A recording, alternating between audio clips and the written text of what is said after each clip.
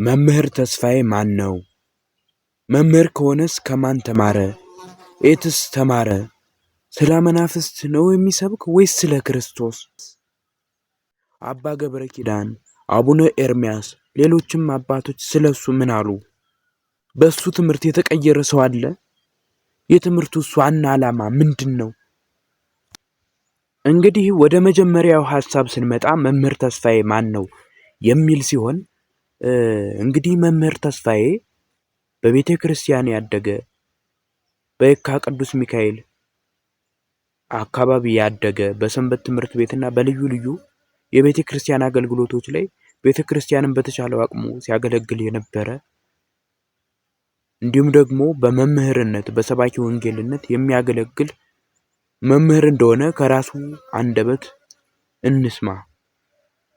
እንግዲህ የትም ተወለደ አዲስ አበባ ደግ ነው ነገሩ። ግን አዲስ አበባ ነው ሁሉ ነገሬ። መሰረቴ ከደብረ ሳህል መላከ ሰላም ሰንበት ትምህርት ቤት ከ89 ዓመተ ምህረት ጀምሮ አገልጋይ ሆኜ ያደግኩት። የፋይሬጅ የሚባለው እድሜ ያለ አይደል? ከዛ ሰዓት ጀምሮ ነው እግዚአብሔር ያገኘኝ። በደህና ጊዜ አግኝቶኛል ብዬ አስባለሁ። እንግዲህ እስከ 2007 ነው እስከ 2008 ዓመተ ምህረት ድረስ በደንብ ፐርፌክት ሆኜ በሰንበት ትምህርት ቤት ደረጃ አገልግያለሁ። ከዛ ወደ ማህበራዊ ሚዲያ ደግሞ ከ2010 በኋላ መጥቻለሁ ማለት ነው። መልካም። እንግዲህ የዚያው አዲስ አበባ የካ አካባቢ ነው የተወለዱት ማለት ነው። እንደው መንፈሳዊ ህይወት ውስጥ ሲገቡ በምን አይነት አጋጣሚ ሰዎች ወደ መንፈሳዊ ህይወት የሚገቡበት አጋጣሚዎች የተለያዩ ናቸው። በቤተሰብ ደረጃ ሊሆን ይችላል። እንዲሁም ቤተሰብ ደካማ ሲሆኑ ደግሞ ባለቤቱ በራሱ ጥረት ወደ መንፈሳዊ ህይወት የሚገባበት አጋጣሚዎች አሉና በምን አይነት መንፈሳዊ አጋጣሚዎች ነው ወደ መንፈሳዊ ህይወቱ የገቡት? ብዙ አይነት አጋጣሚዎች አሉ። እኔ ግን በሚኒስትሪ 8ኛ ክፍል ወደኩኝና እናቴ በጣም አዘነችብኝ። አሁን ዘንድሮ 6ኛ ክፍል ሚኒስትሪ ተጀምሯል አይደል? ከስንት ዓመት በፊት እንግዲህ በጣም ረጅም ዓመት ሆኖታል። ወደ 80ዎቹ ዓመተ ምህረት አካባቢ ላይ ሚኒስትሪ ወደኩኝ። 85 86 የ6ኛ ክፍል ተማሪ ነበርኩ የዛን ጊዜ እና 6ኛ ክፍልም 8ኛ ክፍልም ስወድቅባት እናቴ ስታለቅስ በፍጹም ይሄ መታበስ አለበት ብዬ ተንደርድሬ ከቅዱስ ሚካኤል ቤተክርስቲያን ግቢ ገብቼ ሚኒስትሪ እኔ አጠናለሁ እንዳልፍ ካደረከኝ ሰንበት ትምህርት ቤት ገብቼ አገለግላለሁ። ዩኒፎርም ለብሰው ሲያገለግሉ ሳይ በጣም ነበር የምጎመጨው። ግን እንደማንኛውም ምዕመን ደስ ብሎ ታቦት ሲሄድ ከጎናቸው ይርክ የምታጨበጭባለን ያ ነው የነበረው እንጂ የምወደውን ያክል ገብቼ አላገለገልኩትም። ምክንያት ግን የሆነብኝ ሚኒስትሪ መውደቄ ነው። ከዛ ቢትወደድ የሚባል ትምህርት ቤት እንግሊዝ ኤምባሲ አካባቢ አንድ ነፍሷን ይማረው እቴቶ የምትባል የሰፈራችን እናት አለች። ጎበዝ ናት፣ በጣም የነቃች እናት ነች። እሷ ምን አለች? ትምህርት ቤት ከቀየር ከአይምሮህ ይቀየራል አለች። እና እስቲ ነገር ጥሩ ነው እንዴ ብዬ ትምህርት ቤት ስቀይር በቃ በአንድ ዓመት ውስጥ እንግሊዝኛ ግራመር የለ። በትምህርት ቤት ሄጄ ስመጣ ግራመር እያጠናው ነው የሚሄደው። መጣው ቢያንስ በቀን 3-4 የዲክሽነሪ ቃላቶችን ቴንሶችን እያጠናው ይሄዳለሁ እመጣለሁ። ምንም አይነት ኢዝና ወዝ ማላቅ የነበርኩ ሰውዬ በአንድ ዓመት ውስጥ ጎበዝ ሆኜ ሚኒስትሪ ያለፍኩ። ምስራቅ አጠቃላይ ትምህርት ቤት ገባው። ልክ መስከረም ላይ ምስራቅ አጠቃላይ ስገባ 9ኛ ክፍል አዲስ ትምህርት ቤት ተመገባው። ሰንበት ትምህርት ቤት ደግሞ አዲስ ተመዘገብኩ ማለት ነው። እኩል ሁለቱም መስከረም ላይ እኩል ጀመርኩት ለመጀመሪያ ጊዜ ማለት ነው። እዛ ጋር ኮርስ እየተማርኩ እዚህ ጋር ደግሞ እንትን እየተማርኩ በትምህርት ቤት ውስጥ ደግሞ ሚኒ ሚዲያ ምናምን ነበረ። ያው ሁለቱም እንትን ብሎ አገልጋይ ስትሆን ብዙ ጊዜ ለሰንበት ተማሪ ብዙ ጊዜ በሄደበት ሰዎችን የማናገር ፍላጎት ያድርበታል። መድረክም ስትለምድ ደግሞ ሰዎችን ማናገር አትፈራም። ለቃሉ ቀናኢ ነው የምትሆነው። ጀማሪ ክርስቲያን ከጳጳስ ይበልጣል የሚባለው በጣም ስሜት ውስጥ ነበር። ኮርስም እየተማርኩ ስለሆነ ደግሞ በመቋሚያና ጸናጽን ያስኩት ከነትርጉሙ ከነምኑ ልጆችን እያስተማርኩ ምን እያልኩኝ እየጠነከርኩ መጣሁና ምክንያቱ ይሄ ነው፣ ሚኒስትሪ መውደቄ ነው። አጋጣሚ ነች ወደ መንፈሳዊ ከዛ በጣም በቃ በትምህርት ጎበዝ። ከዛ በኋላስ አሁን እንደዚህ ቴክኒካል የሆኑ ሙያዎች? አዎ ቅዱሳን ስዕላት ዓለማዊ ክላስ ውስጥ በወንክ ሰዓት መኪና፣ አበባ፣ ድሮ የሚታዩ ፊልሞችን ባንዳም ኒንጃ የሚባሉ ምናምን እየሳልክ ትቆይና ከዛ ወደ ቤተክርስቲያን ስትሄድ ግን ቅዱሳን አባቶች እንዴት እንደሚሳሉ በቤተክርስቲያን የሚያገለግሉ አባቶች ስታገኝ በዛው ታስቀጥለዋለህ እና ቅዱሳን ስዕላትን መሳል ለመድኩኝ። እሱ ደግሞ የበለጠ ቤተክርስቲያን እንደወዳት ያደረገኝ እሱ ነው። ስነ ጽሁፍ እጽፋለሁ፣ ግጥም እጽፋለሁ፣ እሳተፋለሁ። አሁን ማወጣቸው መዝሙሮቼ በሙሉ የራሴ የዛሬ 20 ዓመትና 15 ዓመት የጻፍኳቸው ግጥምና ዜማዎች ናቸው። የዛሬ 20 ዓመት የዛሬ 15 18 ዓመት የጻፍኳቸው ነው። ዛሬ ላይ ዩቲዩብ ላይ የሰው መዝሙር መልቀቅ ስለማይቻል ድምፅ ባይኖረኝም መቼም ከጻፍኩት ራሴ ለምን አልዘምረውም ብዬ ያለኝ አማራጭ እና ያ ነው የበለጠ ሰንበት ትምህርት ቤት እንደወደው ያደረገኝ እና አባ ብርሃን የሚባሉ ጻቃኔ ማርያም ዛሬ በጣም ብዙ ዓመት ነውና ጧፍ ዘቢብ ምናምን በማዳበሪያ ጭነን ከየመስሪያ ቤቱ አንዳንድ ትልቅ መስሪያ ቤቶች አሉ አይደል 10 ብር 20 ብር ከደሞዝተኞች ሳንቲም እንወስድና ገዝተን በማዳበሪያ ወስደን ለእመቤታችን እንሰጥ ነበረ ለመቀደሻ ጧፍ ምናምን። በዛ ምክንያት አባ ብርሃኔን አወኳቸው።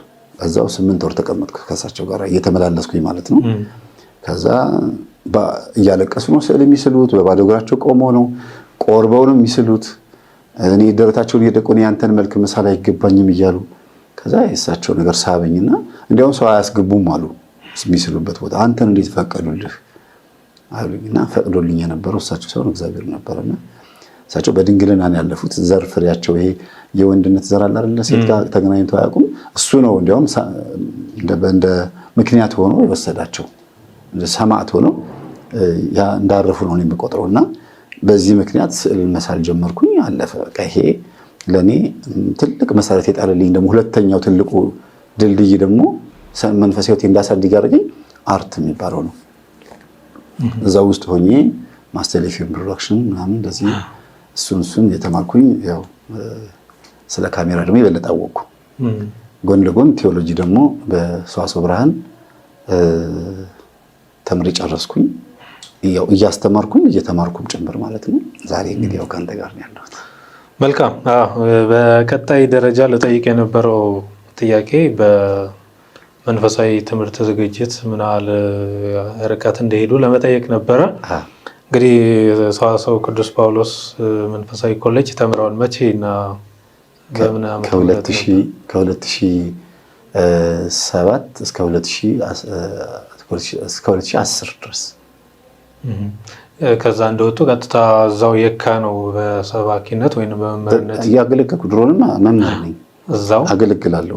ሄጄ የተማርኩት መምህር የሚለውን ነገር ለማጠንቀቅ ቤተክርስቲያን እድገት ዲያቆን ሆኖ 30 ዓመት 20 ዓመት አሁንም ዲያቆን ተብሎ መጠራት አያስፈልግም። ወደ ክህነት ማድረግ አለባት። ይሄ ደግሞ ሰንበት ተማሪ ብቻ የሚለውን ሳይሆን አንድ ሰንበት ተማሪ እድሜ ልኩን ተቀምጦ ወይ ከበሮ እየቆረቆረ ወይም ስነ ጽሑፍ እያነበበ ብቻ መኖር የለበትም። ሰንበት ተማሪን ብቻ እያገለገልኩ ከምኖር ወይም ደግሞ ወንጌሉ ወደ ኮርስ ወደ ምን ማደግ አለበት ብዬ ስላሰብኩ ነው ሄጄ የተማርኩት እንጂ ኦልሬዲ እዚህም ማውቀውን ነው እዛ የተፈተንኩት። እዚህ የምንሰጣቸው ኮርሶች እኔ ራሴ የማስተምራቸውን ኮርሶች ነው እዛ የተፈተንኩት። በትራንስፖርት ከመገናኛ ከየካባዱ 18 ልኳንዳ 3 ታክሲ ነው እንግዲህ የሚያዘው። እሱ ለ4 ዓመት ለ3 ዓመት ያክል እንዲያውም በመሀል የኑሮ ሁኔታ ሆኖብኝ ኢኮኖሚካሊ 1 ዓመት አቋርጬ ነው እንደገና መልሼ 2010 ላይ ጨረስኩት። እንደው እስቲ ወደ ኋላ መለስ ስላርጎትና ቀደም ሲነግሩኝ ስዕልም መሳል እንደሚችሉ ነግረውናልና እንደው ስዕል ለመሳል መስፈርቱ ምንድነው? ማለት አሁን ብዙ ሰዎች ከመሬት ተነስተው ስዕል እየሳሉ ጳጳሳትን እየሳሉ ሁሉ ቤተ ክህነት እየገቡ ስዕል ሲሰጡ እያየን ነው። አንዳንድ ወጣቶችም ምናልባት ጳጳሳቱም ከሳሉ በኋላ ደግሞ ወደ ቅዱሳን ስዕላት መግባታቸው የማይቀር ነውና ቅዱሳን ስዕላትን ለመሳል እንዲሁም ደግሞ መንፈሳዊ ስዕላትን ለመሳል ምንድነው መስፈርቱ? መስፈርቱ የቤተ ክርስቲያንን ያሳሳል ዘይቤ ማወቅ ነው። ቀጥሎ ደግሞ ለዚህ ነገር ተጠርቻለሁ ወይ ብሎ ጸጋን ማወቅ ነው። እውቀቱን ማወቅና ጸጋ ነው ወይ ብሎ ገብቶ ደግሞ መሳል ሁለቱ የተለያዩ ነገሮች ናቸው። ማንኛውም ሰባኪ ማንኛውም አገልጋይ ስለ ስዕል አሳሳል ዘዴ ሊያውቅ ይችላል አንብቦ ለማስተማር። ለመሳል ግን መሰጠት ያስፈልጋል። እንደገና ደግሞ ጊዜን መስዋዕት ማድረግ ያስፈልጋል። የእመቤታችንን ልብሷን ያንዳንዷን ጥፋቱን ለመንቀስ ምን ለማለት ትዕግስት ይጠይቃል። መንፈሳዊ ሕይወት ይጠይቃል። እንደገና ደግሞ እውቀት ይጠይቃል። እምነት ሙስሊሞችም ሆነው የኦርቶዶክስን ስዕል የሚስሉ አሉ። እምነት ላይ ጠይቅ ይችላል። እምነት የሚጠይቀው ስዕሉ ፈዋሽ እንዲሆን ነው። ስዕሉ አዳኝ ማለት ይሄ ኃይል እንዲኖረው ነው እንጂ እምነት የሚጠይቀው ስለህ ለማስረከብ ግን ሙስሊም ሆኖ የኦርቶዶክስን ስዕል እኛ እንዲያውም እንደሱ አናውቅም። ሰዓሊዎች አሉ ሙስሊም ሆኖ ኦርቶዶክስን ስዕል ስለው ሙሉ ቤተ መቅደስ የሚሰሩ ሙስሊሞች አሉ። ይሄን ታውቃለህ? መርካቶ ውስጥ ቆብ ልክ እንደሚሰፉት ሁሉ እንደዛ እና እምነት መጨረሻ ላይ ታደርገዋለህ። ግን መሰጠት ያስፈልጋል። እግዚአብሔር ለዚህ ነገር አንተን ፈቅዶላል። ልክ ታቦት የሚቀርጹ አባቶች ለዛ ነገር የተጠሩ ሆነው ራሳቸውን ከብዙ ነገር አጽምተው መጠበቅ እንዳለባቸው ሁሉ ስዕልን ደግሞ ስትስለው ለስዕሉ ቤት የራሱ ቤት ሊኖረው ይገባል። እዛ ጋር ቡና እየተፈላ እዚህ ጋር እንደዚህ የምትስልበት ቴሌቪዥን ተከፍቶ ዳንኪራ እየተረገጠ አንተ እዚህ ጋር ቁጭ ብለህ ብሩሽ አንስተህ እግርህን ሪትም እየመታ የምትስልበት ሁኔታ አይኖርም። ያ የካፌ ግን መምህር አሁን ብዙ ጊዜ እርስዎ እንዳሉት ማመን መጨረሻ ላይ የሚመጣ ነገር ከሆነ ሌሎች የሌላ ሃይማኖቱም ተከታዮች ችሎታውና እንዴት እንደሚሳል ወይም የሚሳለውን አካል በደንቡ ማወቅ ነው ያለባቸው ካልን እነኛ ሰዎች ስዕሉን ስለው አግባብ ባለበት ሁኔታ የማያስቀምጡበት ሁኔታ አይፈጠርም ወይ? ካላመኑበት ካላወቁት በዛ ሃይማኖት ውስጥ በተለይ ደግሞ በዚህ በቅዱሳን ስዕል ላይ ብዙ ሰዎች የሚያነሱት ሀሳብ የሚስለው አካል ቅድስና ሊኖረው ይገባል። በተለይ ድንግል ሊሆን ብሉ መሆን አለበትም ብለው የሚናገሩ ሰዎች አሉና አይጋጭም ከዚህ ጋር? ቅድም የነገርኩህ እኮ ለዛ ነው። እኛ አባት ትክክል ነበሩ። አባ ብርሃኔ እኔ አስተምረውኛል ያልኩ ግን አሁን ያለው የሰዓሊዎች ክራይቴሪያን ነው እየነገርኩህ የነበረው እንጂ ህጉና ስርዓቱማ ሊቀድም የሚገባው እምነት ነው። ግን አሁን አንድ ሰንበት ተማሪ የሆነ ቤተክርስቲያን ላይ ና ካሬ ለካና ይሄንን ስዕል ሳል ቢባል እሺ ብሎ ስዕል ስለሚችል ብቻ ሰርቶ እመቤታችንን ያስረክብና ገንዘብ ይቀበላል።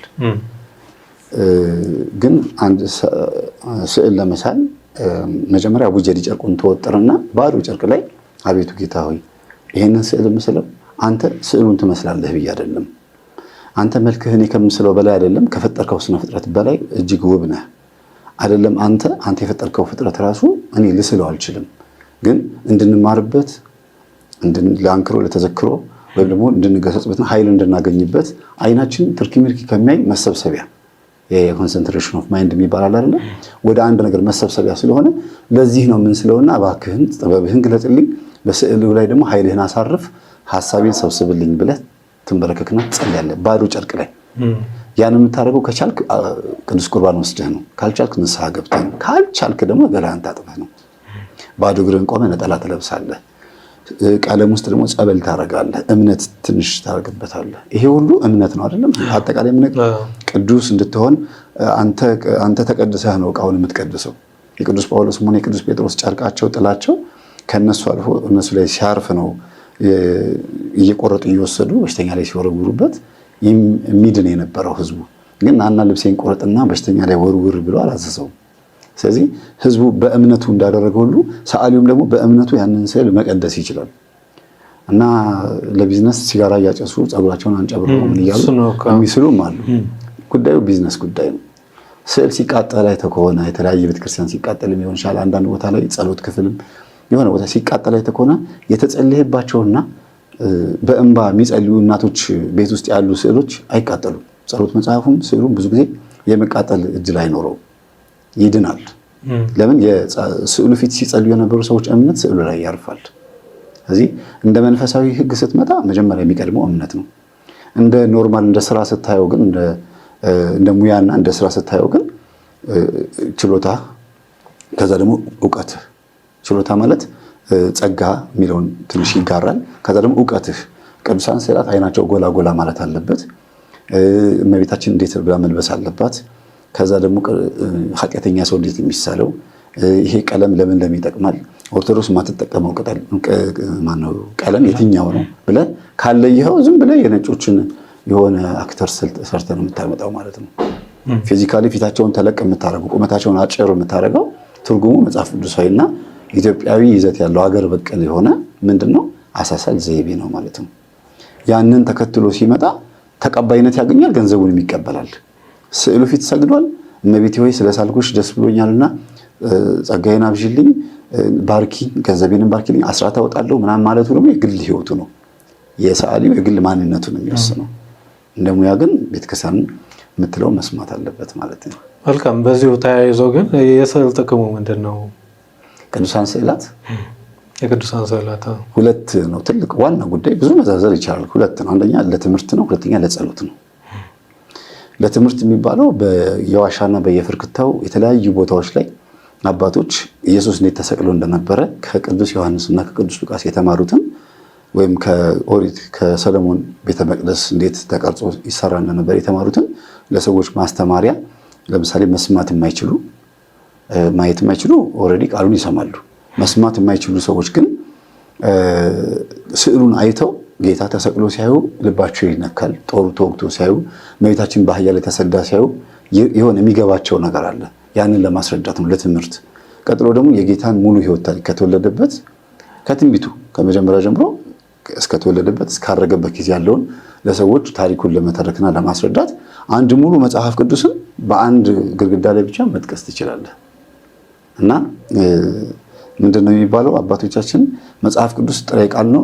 ቅዱሳን አባቶች በገዳም በባት የሚኖሩት ደግሞ በህይወት ኖረውት አይደለም። ገድላትና ድርሳናት የህይወት ትርጉም ነው የሚባለው። ስዕል ደግሞ የመጽሐፍ ቅዱስ ሌላኛ ገጽ ነው ማለት ነው። ለራሷ እኮ ስዕል ናት። እግዚአብሔር ተስሎ ነው እኮ የሚጻፈው።